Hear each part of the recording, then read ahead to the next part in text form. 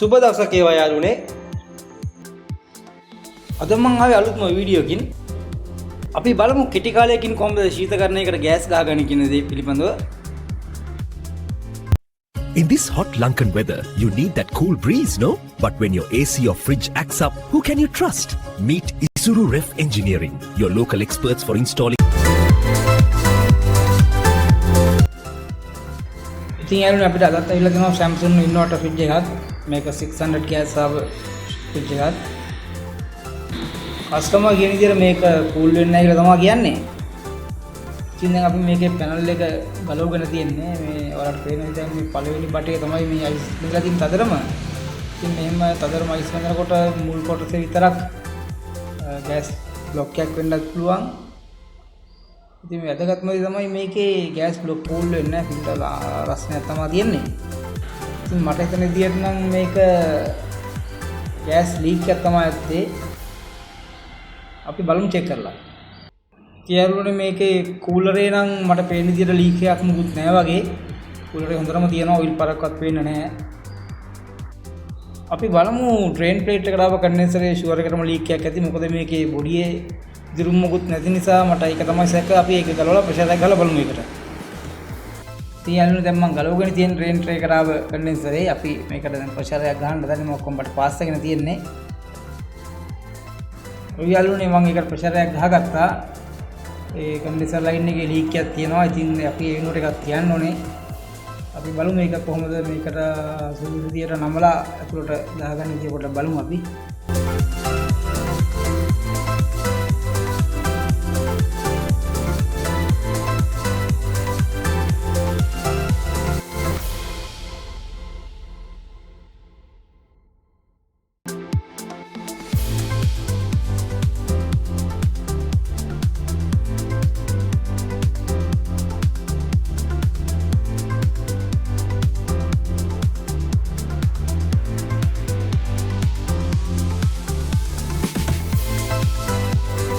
හරි යාළුවනේ දැන් මම කන්ඩෙන්සර් ලයින් එක නම්ලා හදලා මේක ඇතුළට දාගෙන පාස් ගත්තා. දැන් තියෙන්නේ ෆිල්ටර් එක පාස් එකේ තියෙන්නේ. චාර්ජින් වයර්ලෙත් පාස් එකේ තියෙන්නේ. මම අදත් මේකට සෙල්ෆ් එකකුම තමයි ගෑස් ගහන්නේ. ඉතින් මේක වැදගත්ම දේ තමයි 600 ගෑස් ඇවිල්ලා තියෙන්නේ. ගොඩක් අය කියන දේ තමයි 600 ගෑස් ගහන්න බෑ, බ්ලොක් වෙනවා, ගොඩක් අමාරුයි ගෑස් ගහන්න කියන දේ.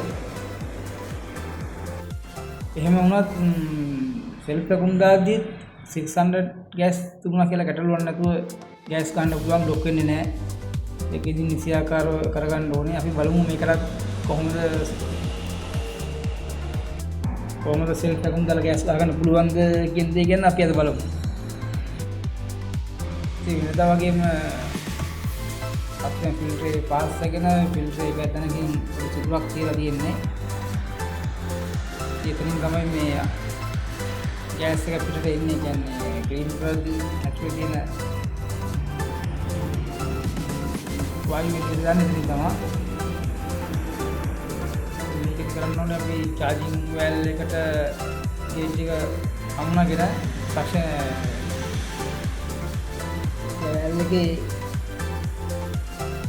සක්ෂන් ලයින් එක වහගන්න ඕනේ. වහගෙන තමයි අපි මේක ෆ්‍රිජ් එක ඔන් කරන්නේ. ෆ්‍රිජ් එක ඔන් කරලා ෆිල්ටරේ පාසන තන සිදුරක් සිදුරක් තියාගන්නවා. එහෙම නැත්නම් සිදුරක් විද ගන්නවා. මේක තමයි අපි මේක වැකුම් කරන්නේ. වැකුම් කරනවා කියන්නේ අපි සිදුරක් විදගෙන ගේජ් එක අමුණගෙන ෆ්‍රිජ් එක ඔන් කරනවා. ඔන් කරාට පස්සේ ඇතුළේ තියෙන වායුව ඔක්කොම සිදුරෙන් එළියට එනවා. ඉතින් මේක මයිනස් ගියාට පස්සේ මෙන්න මේ විදිහට අපිට පුළුවන් මර සිදුර වහගන්න. අපි ආයේ සිදුර පාස් එකගෙන කොපට එකකින් ඉස්සර වහ ගන්නවා. වහගෙන ඊට පස්සේ අපි ආයේ ගේජ් එක අරින්නේ නැහැ. ගේජ් එක වහන් අරගන්නේ නැහැ. එහෙමම සිලින්ඩරය අමුල්ලා සිලින්ඩරේ ඇරලා පොඩ්ඩක් පර්ච් කරගෙන කෙලින්ම ගෑස් ගන්න තමයි තියෙන්නේ. ගේජ් එක වහන් අරගන්නේ නැහැ. එහෙමම සිලින්ඩරය අමුල්ලා සිලින්ඩරේ ඇරලා පොඩ්ඩක් පර්ච් කරගෙන කෙලින්ම ගෑස් ගන්න තමයි තියෙන්නේ. ඉතින් දැන් මම මේකට ගෑස් එක ඒ විදිහට ගහ ගන්න ගමන් ඉන්නේ.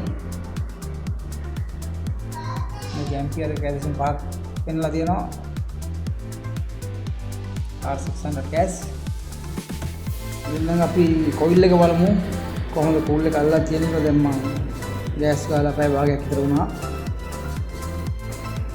ඔය යාළුවනේ ඔයාලට පේනවා ඇති කොයිල් එක ඔක්කොම බටර් ටික අල්ලලා තියෙන්නේ.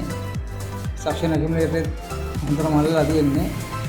ඒක පේනවනේ ඔයාලට. දැන් කූලරේ ඔය යාළුවනේ ඉතින් බටර් ටික හොඳට අල්ලලා තියෙන්නේ. ඔය අපි ඉතින් දීපම බටර් වල අත ඇලෙනවා කියන්නේ ඉතින් බටර් ටික හොඳටම අල්ලලා තියෙන්නේ. ඉතින් යාළුවනේ ඔයාලට පේනවනේ ෆ්‍රිජ් එකට ගෑස් ගන්න ගියාම ලොකුවට දඟලන්න ඕනේ නැහැ. යකුම් පම්ප් අවශ්‍ය නැහැ ලොකුවට. හරි සරල විදියට ගෑස් එක ගහ ගන්න පුළුවන් කිසිම ගැටලුවක් නැතුව බ්ලොක් වීමක් නැතුව. ඔයාලා try කරලා බලන්න. සුබ දවසක්.